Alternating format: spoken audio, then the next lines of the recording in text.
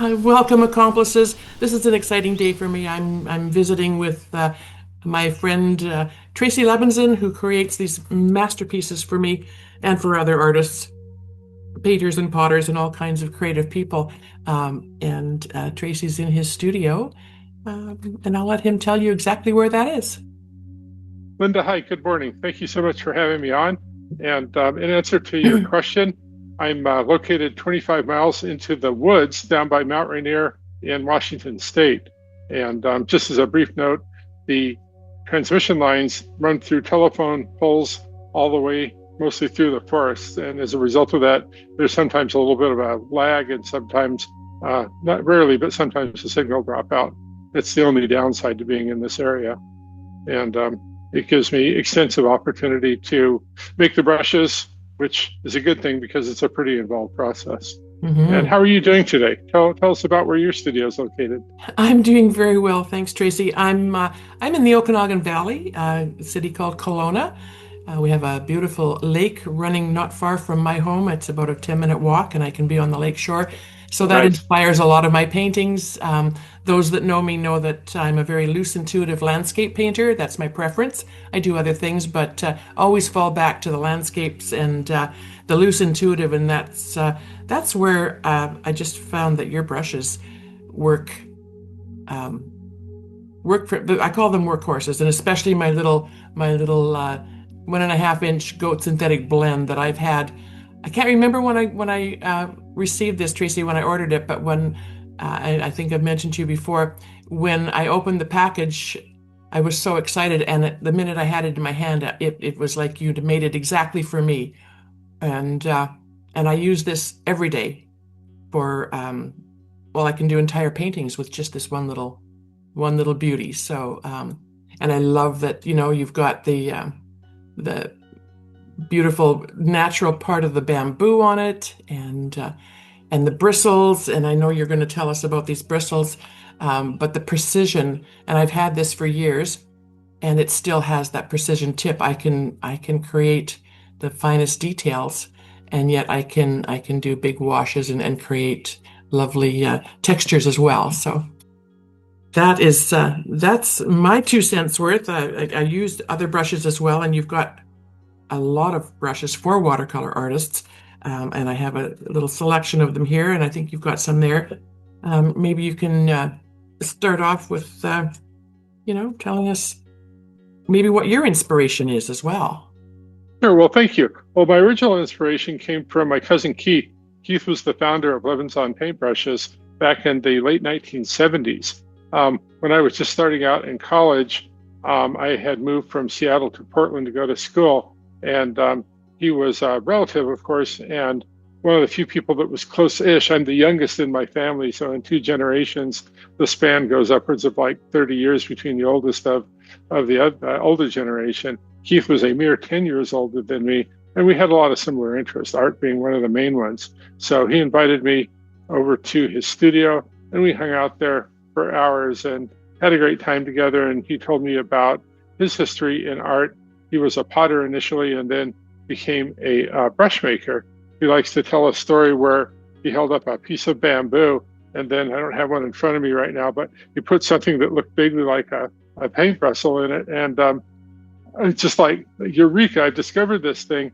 And he literally was one of the first people to use bamboo for paintbrushes. And that particular revelation on his part literally changed his life.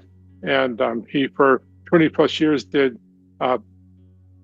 showed his paintbrushes at art shows all over the United States. And I think beyond, I don't know where all he went, but he absolutely loved the work. It was a great opportunity.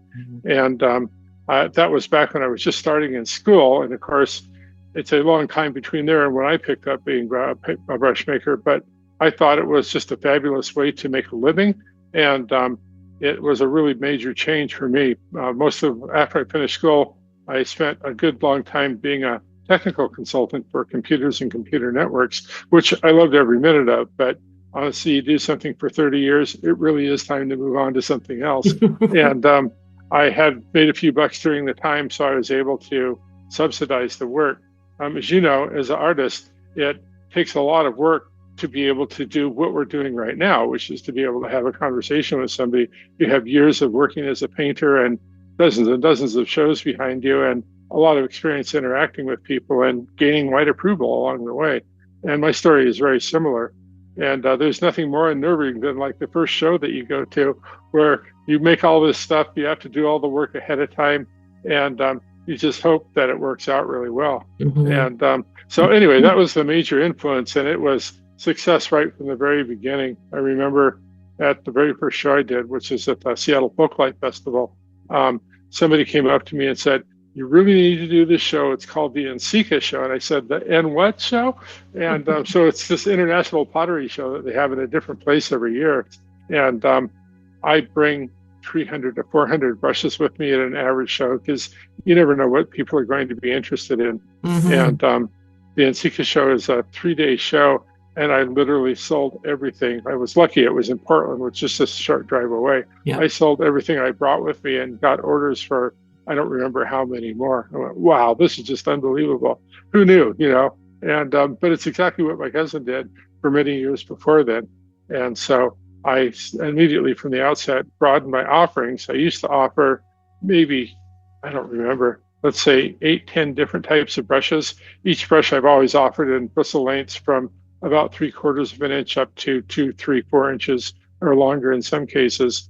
And now I'm way over 200. I don't even like to know anymore.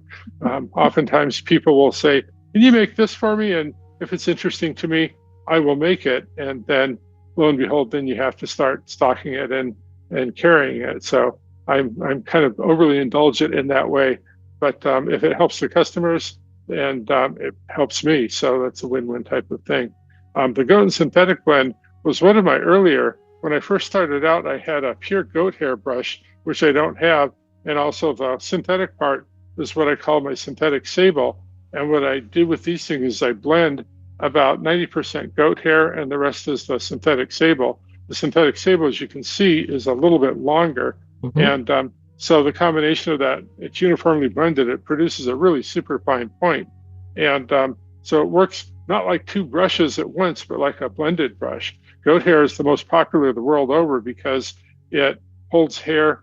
The only other thing that holds hair as well is like a Russian sable or a Kolinsky or my Siberian elk or any of the finer brushes that are designed to not designed, it's just the nature of the hair to really hold and deliver water very smoothly.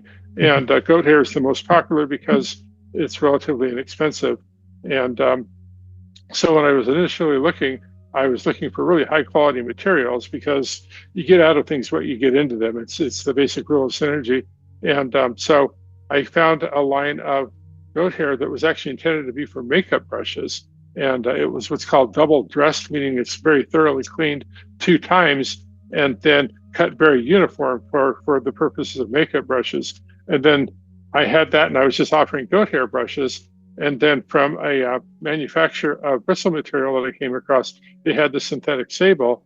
And what I really liked about that is it's hard to see here, but the diameter of the individual filaments is super fine. And then towards the tip, it's almost invisible to the eye. It's so fine. They taper them very, very finely. And so the result of that is just literally a hair fine tip on the things. Mm-hmm. But because it's synthetic, it's got some feedback to it. And one of the things where I picked up from when my cousin did is I like to have brushes that have more tactile feedback under the theory, and it's really practical, that the more responsive the brush is, the easier it is to work with them, especially when you're doing fine detail.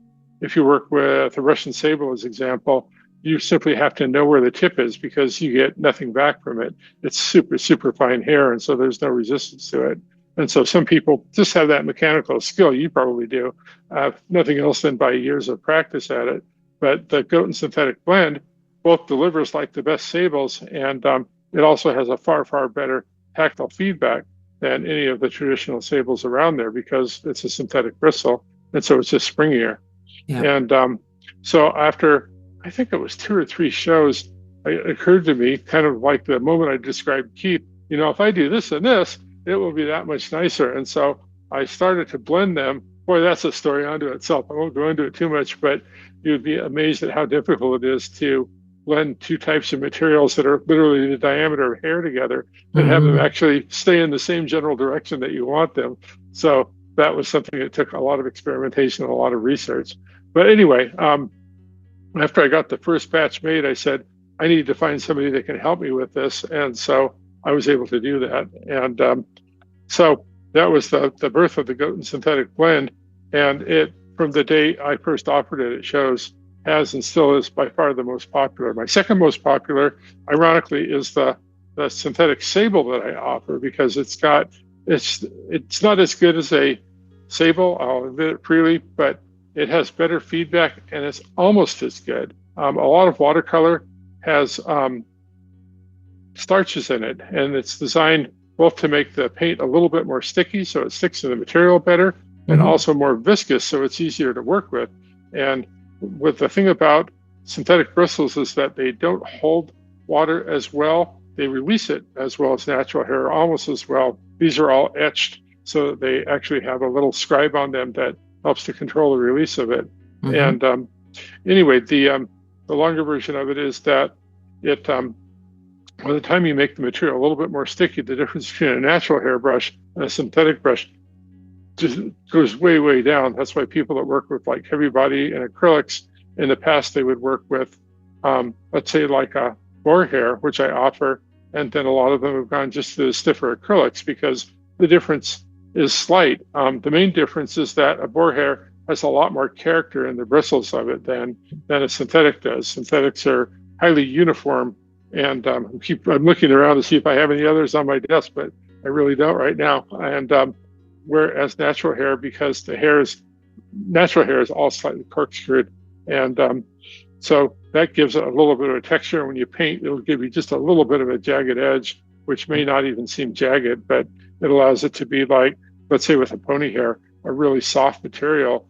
And so you can do a very fine dry brush with it.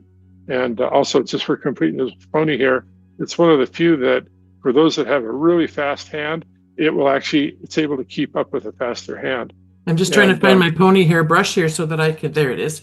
So apparently you can't see my other camera here, but I did, while you were talking about the goat synthetic blend, I did a little drawing of a tree with very fine branches and then some shrubbery around the bottom. So hopefully the folks at home watching can see that brush in action. And I just wanted to mention that's one of the things that I love about that little brush. I have goat hair brush in the form of hake brushes and different things, but I find that often the goat hair brushes they're so absorbent, for one thing, so you have to be really aware of how much water they hold, but also often they're too there's no control in them. There's no, without that synthetic in them, there's nothing to give you that bit of control and help to make that direction happen. But I've got the little pony hair here, and I've dipped it in the water. Cool. This is a medium pony hair, and so you were talking about dry brushing. So I'm going to just dip in my little palette here, and I'm just scuffling across the surface of the paper. And I love that it's like you say, it's soft enough, it's supple enough that it can sort of float over the surface of the paper, especially for watercolor artists who work on rough surface paper. It's absolutely ideal, and it just picks up those organic shapes from the paper itself, and absolutely lovely. Absolutely lovely. Well, thank you. It's why I offered it. I try and in my offerings, I try and solve technical problems that artists encounter in different arenas. And some of it is just the individual artist techniques. That's why I offer a range of brushes that are everything from super soft, which pony hair definitely is in that category, up to super stiff. And some people just like more feedback. Some people like less feedback. And then there's the broader arena of, they call it suitability for a particular task. And pony hair's example does a really soft, dry brush. Goat hair is ever so slightly more coarse. And then I also offer sabling and deer and moose hair, which are progressively coarser, much thicker diameter hair. I'll show you. I think I have a moose hair here. Yeah, I this just is, as you were talking to, I took my goat or my pony brush and I added a bit more moisture to it, to the brush itself, so that it did hold that fine point. And honestly, it made just as nice a fine line as my goat hair. It was with a light touch. yeah, Absolutely. it definitely is much more sensitive to touch. So this is moose hair. The individual filaments are much coarser, and it's of course a longer brush. These are most commonly used by potters, and but it also can work as a mop. But if you want to make redo lines very quickly, a moose hair brush is a really great way to do that type of thing. And not everything has to be done, as you know, by just meticulous attention to detail. Some of it, if you're lucky, the brush will do the hard work for you. And that's yet another of the reasons that I do that. So I showed you the small one. You showed us the medium one. This is the large diameter goat and synthetic blend. I think that's 1.5 inch bristle on it. And it's it's all the same material. This will still come to a hair fine point. This brush, the large diameter, I've had more artists that have written me and tell me that they have literally abandoned all their other brushes because this one does everything from a super fine point up to being able to do washes the length of the bristle and everything in between. Yeah. And of I have course, I have that here too, so I'm just going to show really quickly. It does come to that beautiful fine point. We can make those fine lines. We and could of do a course, large wash for a sky. Absolutely. It's just phenomenal. and of course, I assume they do that for a while, but everybody likes to try different things, and so, but it's really an honor that such a large diameter brush can get such high praise, and you don't come across that very often. As far as I know, I'm the only Absolutely. person. Thank you. As far as I know, I'm the only person that makes that goat and synthetic blend of brush, and I'm happy about that. I'd be kind of upset at this point if somebody else started offering it, I, but you can't really stop competition from doing things. So I'll call it something different. Yeah. Back in the original days when pianos went from being, and they still are, an enormous amount of work to make to something that's in the, let's say, high end of the commodity market, um, they started to put patents on the different designs for pianos. But all you have to do is change one or two minor details about how the piano is made. It can be the spring, it can be how the keys design, it can be how the chords are wound, or any combination of that and more. And it's then a completely separate patentable item. And so as a result, now we have huge competition everywhere. But even if somebody else did offer the blend, what mine are unique. It literally takes me 50 steps or more to make each brush I make. A Mhm. large majority of it goes into the handle, but it's not nothing to make the bristles either. They oftentimes my bristles start from felts, and my silver fox is an example. I repurpose materials as much as possible because I actually care about where the source of the material comes from. My moose hairbrush is going back to that. Oftentimes, what happens is somebody gets we'll call it a trophy to be euphemistic about it, and it's a source of pride for them by whatever means they get it. They put it on the wall, they put it on the floor, whatever it might be.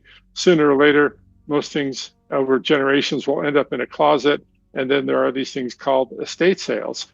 And most of what I get for my exotic materials come from estate sales. It's a good way to source the material.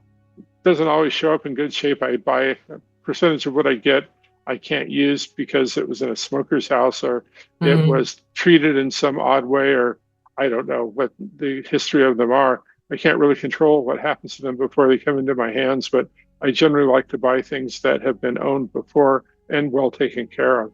Mhm. And used to be easier to do, especially with like the Siberian elk and the Kalinsky and the Russian sables. But over time, it gets increasingly difficult to even find that stuff anymore, um, let alone to get it in good shape. So the Mhm. result is a lot of the stuff that I get tends to be on the older side, but hair is remarkable. Um, I'm not quite sure of the chemistry, but you can find samples of hair going back to the days of the pyramids and even before. It's amazingly stable as long as it's well taken care of. And not just human hair, but hair of all different types of animal species. If it Mhm. comes into contact with the earth or in damp environments, sure, it's going to break down. But if other than that, as long as it's well taken care of, it will last and last and last. So I don't have a problem getting things from estate sales as a result of that. It's usually like anything that's a treasure, even if it's a once treasure, it's taken care of as well as possible. It's somebody's Hmm. prized possession. And it makes it possible for me to offer the more exotic materials, materials like goat hair. Most people don't know it, but goats get haircuts on occasion. And so it doesn't really hurt them other than perhaps their dignity. And they're able to get several haircuts throughout a typical lifespan. Pony hair is Hmm. similar. The pony hair that I offer actually comes from virgin ponies. It's their first haircut. On the first haircut, pony hair has a slight taper to it, and after that, the hair just grows out straight. So if the hair breaks or falls out and comes out back on, it will grow out with a blunt tip to it. But the first growth is tapered. So Wow, that's why that's one of the details in the pony hair that I get, that it has to be a first cut, as it's called. And that's amazing. yeah, but it's renewable. That's the bigger point I'm after. So Yeah. I like to sleep at night, and I'm very much an animal lover.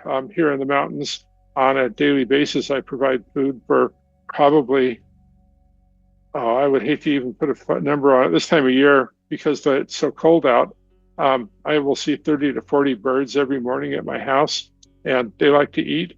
And then Mhm. I also have generations of raccoons that have been showing up here. I'm a sucker for moms with babies, and so Well, I and then have, you've provided lots of entertainment for the bears, I've heard. in a manner of speaking, yeah. That thankfully, they were only here earlier this year. Last year, it was just the worst horror show. I had Mm. four in my face, like this close, bear encounters over 3 days. They were right outside my sliding window, which is about 6 or 7 feet away from me right now. Oh my God. And this is from sound sleep to what's that funny noise, and then go over, and there is, I don't know how big they are. They get a lot bigger over the span of the year, but a several 100 pound bear that unfortunately, because I was feeding other wildlife, the bears pick up on the smell of that. It's not for Mhm. nothing they say they have a good sense of smell. And so I kind of invited it without really realizing I was doing that. I've had this place for well over 20 years, and prior to last year, there was never a bear problem here. And by here, I mean the wider community as well. And but I have 8 different bears that were within arm's reach of me over the span of not last summer, but the summer before. It was traumatic for me. I'd never felt my life so directly threatened so many times, but Mhm. thankfully, nothing ever came of it. And I spent, I had to stop feeding the animals across the board during that time frame because you just can't invite the bears back. It's something you don't want to have around you. Mhm. And Mhm. so it all worked out okay. They did not come back this year, and I couldn't be happier for that. Um, it's one of the risks. My house, as I said before, is deep into the woods, and behind me that way, there is literally no public roads other than a few Forest Service roads until far on the other side of Mount Rainier National Park. That's like 60 miles. My backyard literally has no other residences on it, no buildings to speak of, no structures, no nothing, but a lot of wildlife. And Mhm. so the hill behind me, like coming down here, is the first encounter they have with people. And I couldn't be happier that after the 1 year that a lot of them came this way, they decided we aren't worth it. So I've had cougars before, but nothing like that. Oh, thank And goodness. I thought of you the other day. absolutely. I was at one of my paint groups and we paint in a beautiful little uh, it used to be a home for the caretakers on the park, and now it's a community building. And we paint there every Wednesday morning, and it's Oh, right on the lake, right on the beach. And wow. one morning we just happened to look up, and there was a bear loping along the beach right outside the window from where we were. So I thought of you and your bears. Were they black bears or brown bears, or could you tell? That's a good question. I think it was a black bear, but I don't know. It looked black, but I don't know.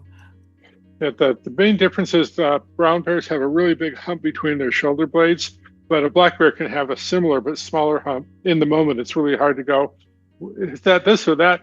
Likely black bears are going to be more timid, whereas there's an old joke, just in the interest of telling a joke, there's they I haven't thought of it for a while. So the difference between a black bear and a brown bear, if you come across they call it scat. A black bear will be, I won't go into details, but it'll have a certain shape. A brown bear will tend to smell like pepper spray, and also bells. Oh my gosh. There's a better way to tell that story. I haven't Yeah, told it for a yeah. long time, but anyway, if it's a brown bear, get away from them. And Yeah, if you I'm see a bear, go pretty ahead. sure they're black bears around here. Yeah, yeah. So Yeah, well, just it's their neighborhood, and I'm yeah. the interloper here, so I respect that. And so I've changed the way now I put the food for the critters on paper, and I change the paper every day. I used to Mm, use one of my first generations of packaging for my brushes is to put them in craft paper, and then I found bubble wrap is much lighter and also goes further. And mhm. so I have a lot of craft paper, and so I change that out every day, and it with it goes any of the smell of the food. So Good, good, good. that has contributed quite as well. I didn't want to give up feeding the critters. So before we got diverted there, you were talking about your Siberian elk brushes. So I grabbed mine, and it doesn't say what size it is. It says a Wangi Siberian elk. That's all it says on the little label. The But wing gear are all medium sized. They're medium diameter, about 6 millimeters to 7 millimeters, where the bristle meets the base, and that's where the diameter comes from. My smalls are between 2 and 4 millimeter, right there. I don't have any small diameter wangy ones. The medium with a cane handle, this are generally about 5 to 7 or 4 point something to 7. And mhm. then the larges are between 9 to 12. And then I have an extra large over that as well. Okay. Well, I just was, giving an example here for those who can see it, and it's just as lovely as all your other brushes. Holds an amount of a good load of paint and water. It doesn't have quite the long point as some of the others, but still very usable to create fine lines if you use a light touch. And yeah, absolutely lovely. Thank you. Yeah, the Siberian elk is a really good fine brush. It is similar to a Kolinsky. Um, it's got a very nice spring or snap to it, is what it's sometimes called. And so it makes the brush really responsive. I offer them from what I call my itty bitties. I talked about the smalls. This is a small, it's 3 millimeters. Itty bitty is about 1.5 millimeters right there, so Hmm. about half that diameter. And a lot of people like to use brushes that will make just a really fine brush for a really fine point. Most of my brushes make really fine points, so they're very versatile in that way. In other ways, and the itty bitties are designed expressly. Somebody asked me a while ago, "Can you make a brush that's just really, really tiny and then really short also?" And I said, "Sure." I hadn't made any at that point. They all started at about 3/4 of an inch in length, and so I started offering them in half inch, and then I started offering the itty bitties that were not only a half inch in length, and they go up to an inch in length, but also, like I said, about 1.5 millimeters in diameter. So Hmm. really small. It makes it very easy to do the finest details. Whiskers Yeah, on a cat here. Yeah, there we go. here we go. I was And showing it on my other camera as well, so hopefully people cool. get to see the difference between these two. So, and Yeah. So go yeah, ahead. I was just gonna say, again, even the itty bitty holds a huge load, and there's the other paper here, and absolutely would stand up to any rigor on the market. Absolutely. Thanks. So one of the details that I do to make brushes differently than others, well, there's a bunch of them, but on the topic of the bristle, literally, even though this one is an inch and a half long, the overall bristle is closer to 3 inches in length. And by having a lot of it hidden inside, even like one that's a 3/4 inch on the tip is going to have this long body to it. So I have a technique that I send along with the brush on how to break them in.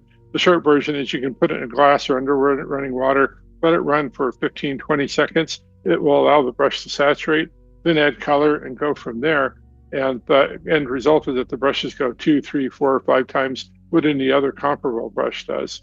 And once you get it saturated, you just refill it as you normally would by dipping it in pigment, and they just go and go and go. So Yeah, the I end know result is a it's interesting because I often wondered how far into the brush the handle the bristles actually went, and so that makes sense because I've had, like I said, I've had this one for years, and it has not lost one hair. It's just whereas other brushes, typically you're picking off hairs and stressing over how that's affecting your painting. So, um, especially if you pick it off the painting. My Right. brushes all come with a lifetime warranty for materials and workmanship. There is a thing called normal wear and tear. I can't help that, but I also provide instructions as to how to care for the brushes. But Mm-hmm. I use a special material. I literally wear a full face respirator and run fans and have an open window so that I don't shorten my life in the process of using them. But it is very rare. I went through way over 20 different types of adhesives before I settled on this one. It's a real trick when you're bonding brush hair. I'm looking for one that's apart. I really don't have one. You need it to dry very quickly, but not so quickly that it won't fully saturate into the hair. Mm-hmm. And so it took a long time to find that. If something dries too slowly, paintbrushes work on the principle of what's called capillary action, just like our blood vessels. You have long access things, tubes, and the material will travel along it just because of the pressure between the two. And brushes do the same thing. Well, a brush can't tell the difference between glue and paint, and the pressure is the same on them. So if you have a slow drying glue, you can take what started out as a really nice paintbrush and it ends up being basically an ice pick because the whole thing is saturated with glue. And so it is one of the remaining hardest things to do. Literally, one drop too much glue can transform a very nicely done brush into something that I have to throw away. And I Wow. literally lose still to this day upwards, it varies between 10% and about 30% of a batch from beginning to end. But the handles, the most common things are cracks that don't show up. When I put the glue into the bristle, they expand initially because the combination takes up more space. And then sometimes that crack that was invisible will show up at that point. And it also, the glue will saturate into the handle. And so I end up having things that go all the way through. And then I use a high power magnifying glass to look at everyone before it goes. And every now and again, I'll see a hairline crack in that, or it'll show up before then. And Mm-hmm. so I've gotten better at figuring that out along the way, but still, it's just not always possible because sometimes they don't reach the surface. And so anyway, I ended up making, every time I make a batch of brushes, if I want to make, let's say, 10 brushes, I'll make 13 to 15 that I'll start with, knowing that I'm going to lose between 10% to 30% of them along the way. So Wow. it's just the nature of the beast. It's also why I offer the warranty, because it's not inconceivable that something that made it past me will still develop a crack someplace between transporting it. So I ship my brushes all over the world, and some Mm-hmm. places have really low humidity. And one of the things that's the hardest on bamboo is when they get a difference in the stress between one end and the other.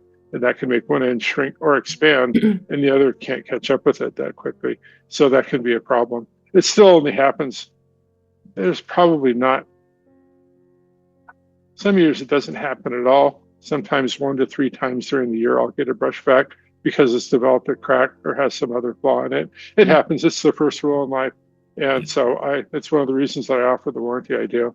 I want people to be happy with them.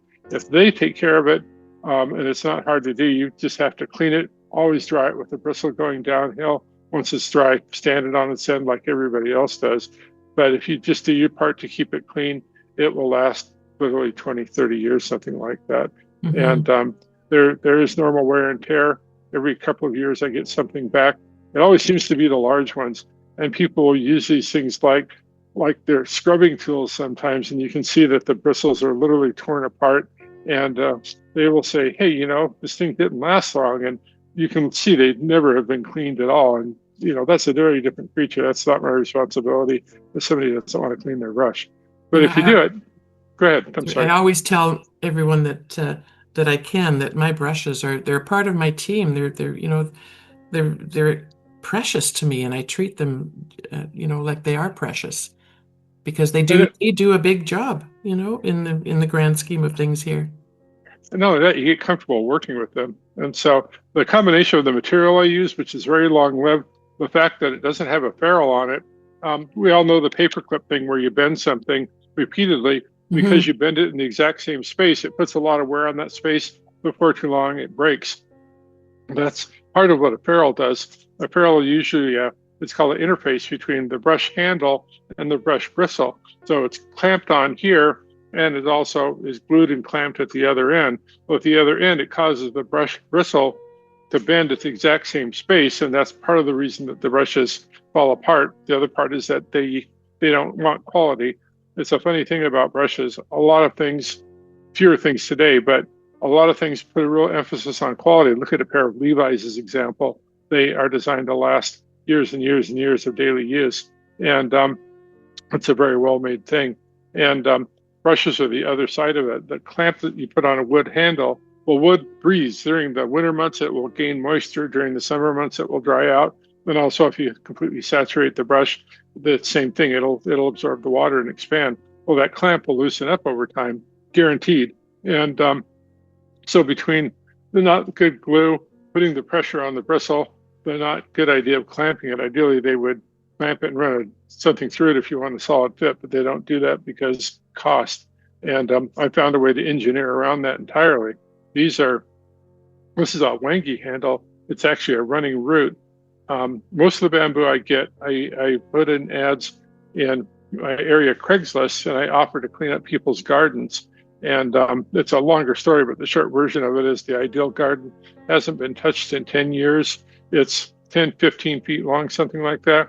I'll go through and I'll make it a piece of living art and clean it up, and I get a trailer full of bamboo, and that comes back with me and sits in my worldwide headquarters, most commonly referred to as my garage, for a year or so, and it dries carefully, and then I will make brush handles out of it. And then some of the more exotic materials, I don't have the other one here, but this is known as wangi. It's the running root. If you've ever had bamboo that starts over at that neighbor's yard and ends up at that neighbor's yard, this is the reason, because this stuff grows faster than the bamboo does. And once it gets ground, it just never stops. Well, this stuff I import from Jakarta because it's the only place that it's dense enough. The stuff that grows even around here, you try and carve it and it literally just falls apart. Yeah, same type of material. Mm-hmm. And so this stuff I actually drill the middle out of, but it also has to sit for a year after I get it. And then again, it's also very corkscrewed. Here's one of the more curvy versions of it. Mm-hmm. And so one of the tricks to making this is to make this go straight so I can drill into it long enough. I drill about 3 inches down, and it gives me room to deal with the bristle length as well as the glue that goes into it. And so it's a different creature. It's a different amount of work I do on one of these than these. The nature of the work changes slightly. These come very jagged and they take a lot of work to make them comfortable in the hand. Bamboo is more similar, but you have to do a lot of work around the ends so that it has a nice curve to it. The back is filled. The bottom has to be very carefully sanded. If you do anything wrong with bamboo, its solution to every problem is simply to fall apart on you. And so, but the cool thing is if you just do everything right, it will last for generations. I have some artists that have brushes that were made by my cousin that date back to the 1980s that are still literally in daily use today. And so it really is good. It's part of the reason that I offer the warranty that I do. Mm-hmm. And Mm-hmm. so you can't go terribly wrong with it. Plus, the best part is that it has this wonderful ergonomic feel. You can rotate it in your finger as you want. There is no bad place for it. And because it's organic, and we're organic too, it just has a really nice feel in the hand that is unlike anything that a more traditional wood handle has, or a plastic handle. Plus, Absolutely. what's also cool about the wangi is because it's a root material, its very nature is to absorb perspiration. So if you work with one of these, it's subtle. You may never notice it, but your fingers will never perspire from using them because it literally absorbs the moisture right out of your fingers, and then it dissipates it along the length of it. So that's one of the cool things. This is one of my Silver Fox versions. This is the goat and synthetic version. What's unique about Silver Fox is that the individual fibers are, at the very tip, they are invisible. They are literally half the diameter of the goat and synthetic blend. You can't see it on camera. Someday I'll have to get a magnifying glass or pictures out to show it. But the very tips of them are all but invisible. The Silver Fox brush material comes from the guard hair, and so it ends up being a really long, superfine tapered V. The end result is that it works just like a sable, but it's springier than any other sable that's out there. And they're just a delight to work with. They're a lot of work to make because they come from the guard hair. It has to be combed out 3 times, 4 different times, and then only part of, I get pelts for these, only part of the pelt material can be used. And so there's a lot of waste that goes into it. And anyway, it's just a more expensive material to work with, but the results as far as a super fine brush that is very springy. The bigger ones are springier than the smaller ones are. And it just has the most exquisite point on it of anything. So it's one of my best offerings. And I'm just using it now as you're speaking, and yeah, it's exquisite. It's just absolutely beautiful. This one doesn't have a wangy handle, I don't think. I don't. that's a cane handle, right? It's a cane handle. It's a medium with a cane handle. Yeah. But yeah, there's no worry about, a pigment load, water load, and that fine tip. Yeah, just like I say, each one of these, and my students come in and I let them try them, and they all feel exactly the same. It's like it was made for their hand, um, and they're so light and they're so beautiful. And I mentioned to you earlier, I have some of the longer ones, and sometimes some of my students have smaller hands. And this is a Siberian goat synthetic blend. Because the handles are long, and you talked to me about that and explained that to me, and so can you just quickly tell me, so that anyone who does buy one and decides that they don't want to, a longer handle for whatever reason, why they should not chop it off? Sure. Well, a couple of things on that. First, when you order, you can request details like a longer handle, a shorter handle, different colors. Because each brush is literally a one-of-a-kind creation, I don't guarantee that I can fulfill requests, but I'll do the best I can with what I have on hand at the time. With bamboo, as I was saying before, bamboo solves every problem in the same way, meaning it develops a crack or it falls apart. And so if you can, in theory, cut them, because I do, but what happens is that you open the possibility of the bamboo cracking or becoming damaged. So if it's too long, too short, let me know about it. I will do my best to make it right for you. And but if you have a certain request, because of the nature of it, I'll go through. We were talking about one like this earlier. So this one, generally speaking, my brushes are anywhere from about 4 inches up to about, I think, 7 or 8 inches long. This one comes in on the 8-inch length. And bamboo, as you know, is, in a manner of speaking, a segmented tube. And here's where one segment ends, right here.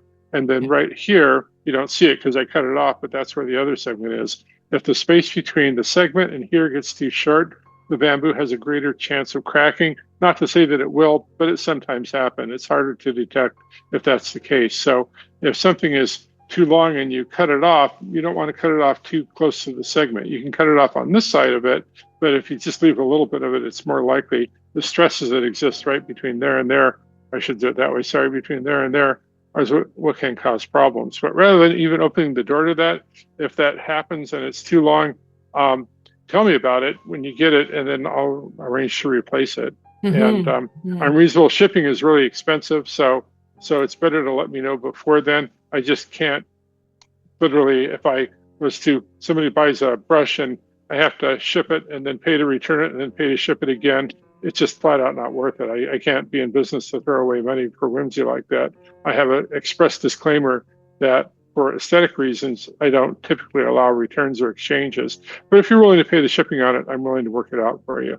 And some of the brush, go ahead, I'm sorry. So that's another thing is, right now with the way things are in the world, shipping is kind of an interesting thing, because there's extra duties and different things attached. I just shipped some things out the other day, one to the province next to us, and one package to Maryland, to two of the people that I've become friends with online. And yeah, there was quite a process just to get it, and it was just like an envelope style package with some paintings in it. But yeah, to just do that, it was quite involved, just getting it out of my hands and into the post offices. Yeah, absolutely. International shipping has become an issue. I do a really good job of packaging because I ship all over the world.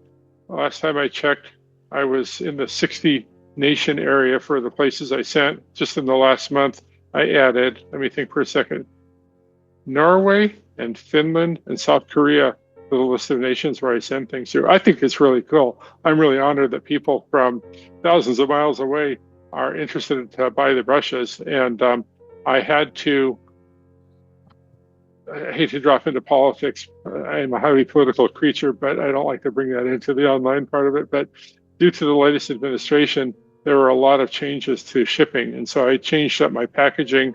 I actually improved it slightly.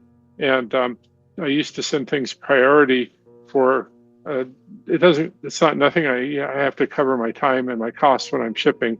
I'm not Amazon. I can't bundle that into the cost of the brush, so I do it separately. And so the shipping tends to be not inexpensive, but I do offer tracking on it, and I do also offer insurance on it. And so I had to change the way that I did all of that, and some for the better. I used to ship everything in the United States by priority mail. Well, priority mail, again, starting about a year ago, it always slows down a bit during the holidays, but it never sped up after the holidays. And priority mail advertises itself as like 3 to 5 business days to get to you. And it was taking 7 days, 10 days to get to people just like 2 states away.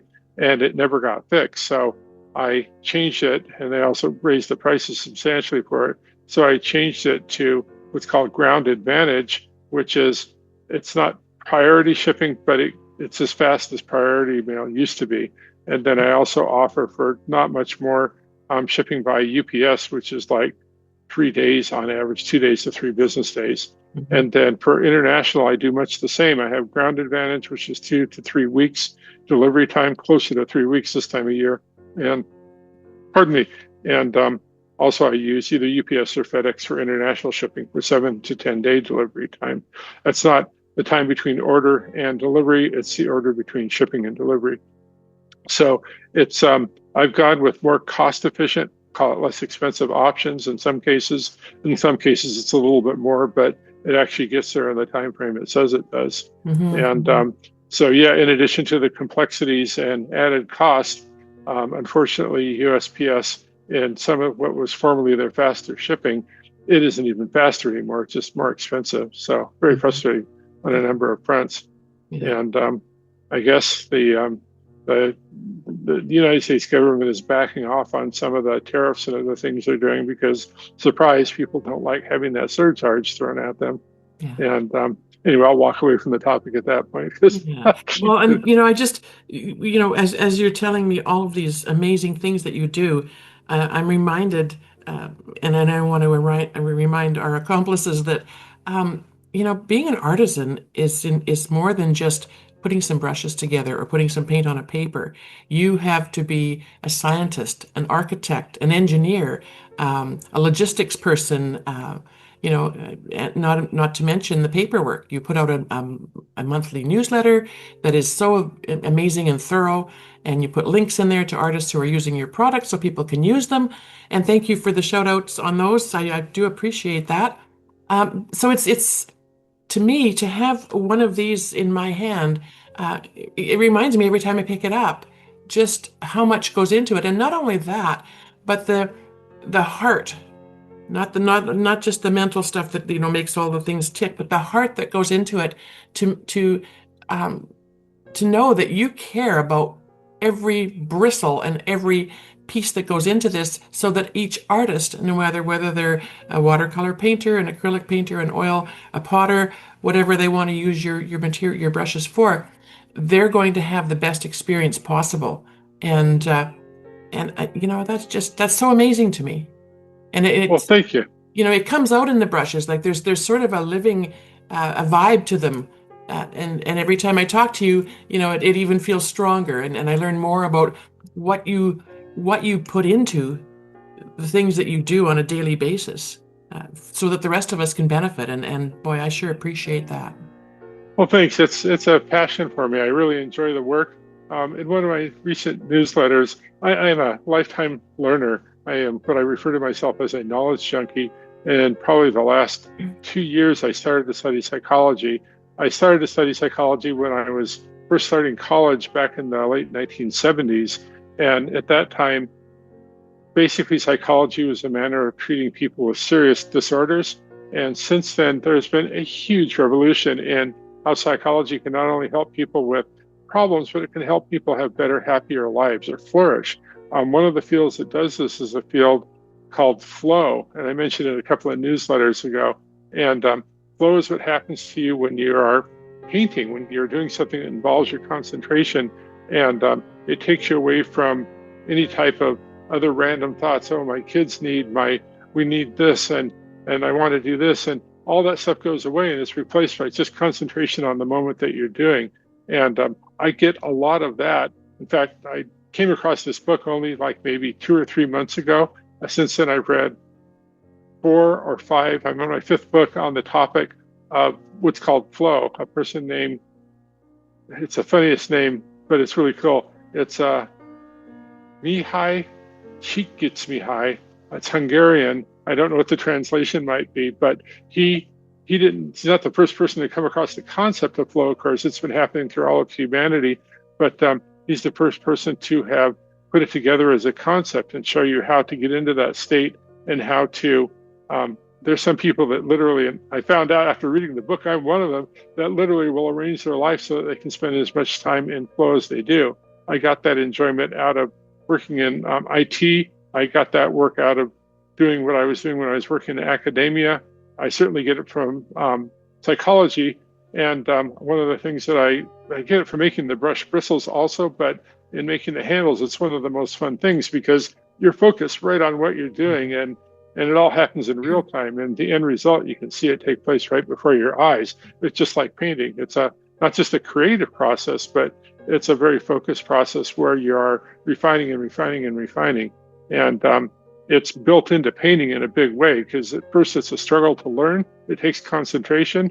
Anything you're willing to take the time to learn is really a well-focused thing. Well, anyway, that's why I brought it up in the newsletter, because it's what everybody that paints does. And it drives a lot of what I do. Is I really like to improve the product. I've been doing it for several years, and it would be interesting to see some of the brushes that I made at first, which were made with the same focus, but you do something 5 or 10,000 times, you're going to do a better job than in the first few hundred times, even if the first few hundred times were superb. Yeah. And my work is all done by hand, just as your work, and everybody that paints, it's all handmade. And every time we learn a new technique, we go, I can combine this with that. And so anyway, the topics are really good. One book I would highly recommend is named Finding Flow by the same author. It's available on audiobooks as well as on general narratives. I can't recommend it enough. It can literally transform lives. And just as a good paintbrush can transform a life, it gives you a tool that will inspire confidence. And that makes all the difference in the world. And finding that there are other people that are knowingly doing what we're all doing, whether we realized it or not, and that's just trying to put ourselves in a better frame of mind. And it can become very seductive to do. So I love that. And if you can, I can go back and find your newsletter, or if you just want to send me a quick note with the name and the author of that, I'll include it in the details below the video. Sure, I will also. And I also want to make a note that I'm offering a promotion through the holidays, and the holidays actually will go through January, but through the end of December, I'm offering a 20% discount. Use the coupon word of Lynda, Lynda, and it will get a 20% discount for the brushes. It usually, for a lot of purchases, it basically covers the cost of shipping. I've thought of rolling the two in together, but it becomes really complicated because I ship all over the world, and what works in the US doesn't work if I'm shipping to, say, South Korea and or many places in Europe, for the reasons noted. And but anyway, it provides a nice discount on them. And That's wonderful. Thank you so much.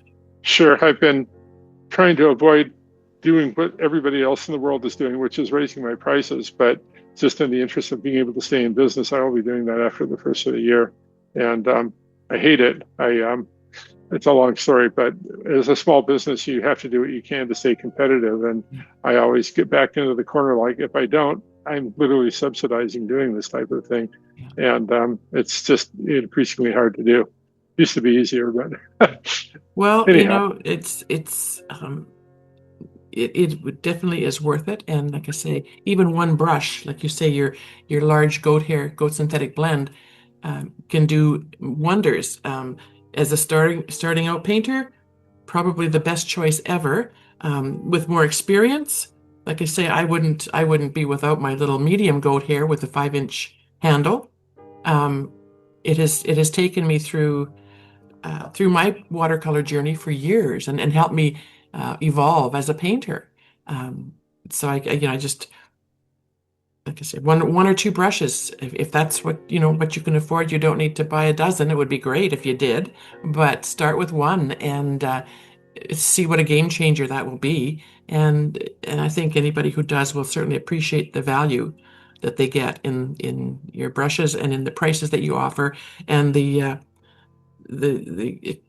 precise and heartfelt care that you put into each one. Thank you so much. It's just, I can't tell you how much it tickles me to hear that type of thing. I like to toil away in relative anonymity. That's a word that's hard for me to get out. And it just blows me away, some of the feedback I get. I have a testimonials page that I need to update, and people say the most extraordinary things about the brushes, just as you just done. And it just tickles me to hear that. Well, that's great. I think we're just about to the end of our time here, Tracy. If there's any other talking points you wanted to touch on, I just love to hear all of the things that you have to share. So let me know if there's Oh, anything else you want to add. thanks. Yeah, I think that covers it. When I was going to school, I was going to be a professor, so I learned how to run my mouth a lot and run my fingers even more. And so if you get me going, I will just continue to go and go and go. And one of the things they never teach you when they want you to be a professor is when to shut up. And so I'm not the best at doing that type of thing. But check out my newsletter. You can opt out of it anytime. And I go on not ridiculous length about things. I'll be doing that in the not too distant future. I'm going to start writing on psychology, on positive psychology, as it's called. And that'll be after the first of the year. I'll make links to that in future newsletters. So when I finally get the time to sit down and do it, those are like 20-page articles where I'm so far I've read, I couldn't tell you, 30 to 50 books on various topics in psychology. I like to get to the point where I'm saturated and I can do it from my head. That's a good knowledge level that you have to do that. And I'm just starting to get there. I'm not there yet. Probably another 50 books or so, I'll be comfortable. And well, it's just what it takes to get good at something, I mean, imagine, I don't know how long ago did you start painting? About 10 years ago. About 10 years ago. So, and with anything, after many years of doing things, you're far more versed and far more comfortable than you were even in the first 5 years. Absolutely. And And I often say, because going back to your brushes, they're so precisely made that I can tell just by the subtle feel of them how much pigment load and water load I have on my brush. oh yeah, I can believe it. It's the nature of the way that they are made. And Yeah. once And again, so I thank you so much. yeah, so it's, yeah, you learn these over time. It's through experience. It's through the sense and the feel of them. So we'll put the link to your website in the details, and on the website is where they can hook into your receiving your email, sign up to receive your email. Is that Right. how? Yeah. Yes, correct. And then also with the email is the whatever promotion I'm doing at the time. And so yeah, that covers it. I could go on forever, but Well, we'll do this probably better again. to We'll do not. this again. I so enjoy these sessions with you, and yeah, definitely we'll do this again when you have time. Maybe in the spring, we'll touch base again and see how your winter went, and if you've met any new bears or anything. Fortunately, they go away this time of year. Last year, the last one I saw was in early December, Mm. and but I've only seen one. It was a baby bear just over there, and that was in spring, and I haven't seen any since then. Not that I'm upset about that. I've seen signs of them one time. They like to scratch in the we have some old growth here that was cut down back in the 1970s, Hmm. and they'll scratch into that to see if they can find any critters or bugs or anything like that living in them, because that's what they do. Right. I'll go into greater detail about bear. I learned a lot about that when I was being visited by them way too often last year. I have another question just before you go. You'd Sure. mentioned raccoons come to visit you. Have you ever made a Yes. raccoon brush? No, no. I have not worked with them. There's one of the key details about brushes that make them good is that they have to have a very long, fine taper to them.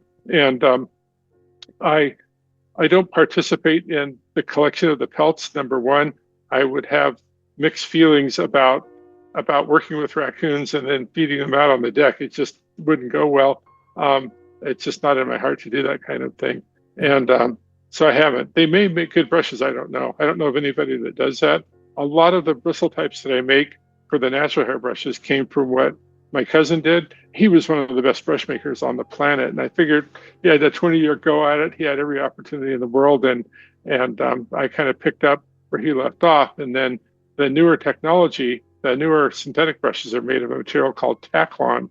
When he was doing it, most brush bristle material was made of variations of vinyl, which has all the springiness of a shower curtain. Literally, it's basically the same thing. So he never touched any of the synthetics. And so I have four that I offer that range from the synthetic sable, which is not too soft, but very soft and super fine point and very springy, up to the stuff that I use for, I call it my stiff white synthetic, which is springy air. The difference between, they have the same material, but the diameter of the material is what makes the difference. And the thicker the diameter during the body of the filaments is what makes them more or less springy. And I have one here, I just don't know where it went.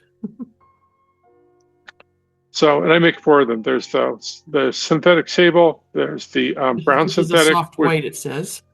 Right, and that's the older version I had for the synthetic sable. Okay. And it's funny, the Goten synthetic has always been my number one seller since I offered it. And the number two seller was the soft white synthetic. I used to just do shows, and at the shows, people get to put their hands on it. And they, when you do order off the web, you just don't get that opportunity.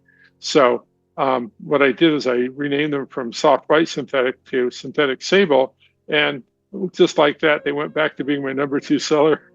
Go figure, the power of a name. Right? And Oh, that's amazing.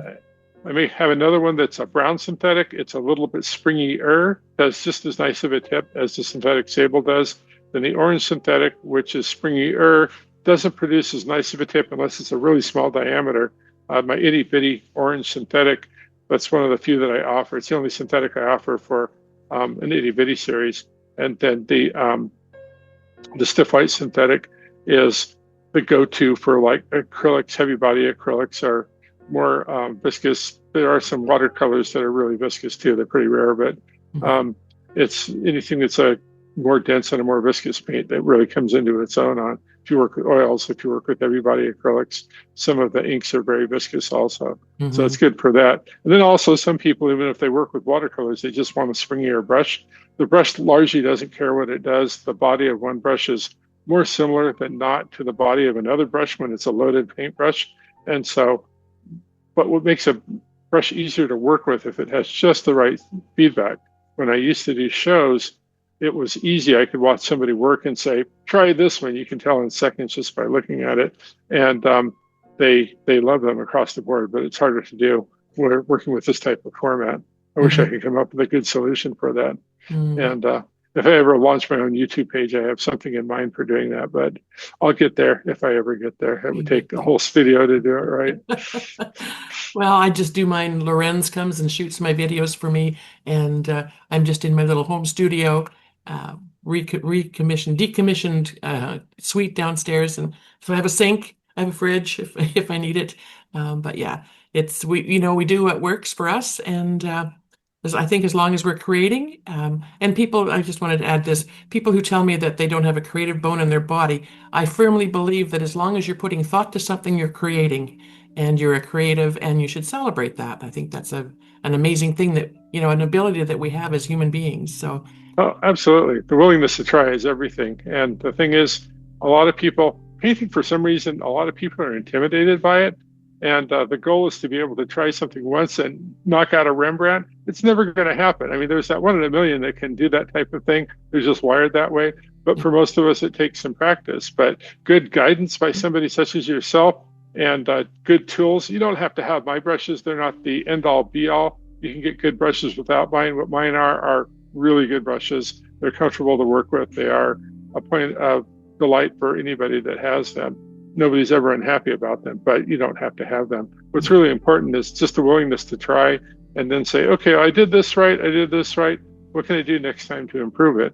And it will get you into a place in your life, if you stick with it, that otherwise is not so easy to get to. And that's the flow state I was talking about. And generally speaking, the willingness to try that type of thing improves every life that it touches. And the other side of that is if you give up easily, that's a whole story unto itself. And sometimes it's just not right for people. They may not have the Mhm. patience for it, but for most, it is seductive enough, and it's not nothing by a long shot to be able to paint well, but it's something that is approachable by people just by willingness to try more than once. Maybe give it 10 tries, a real sincere effort. You'd be amazed at how much you will improve with it each time.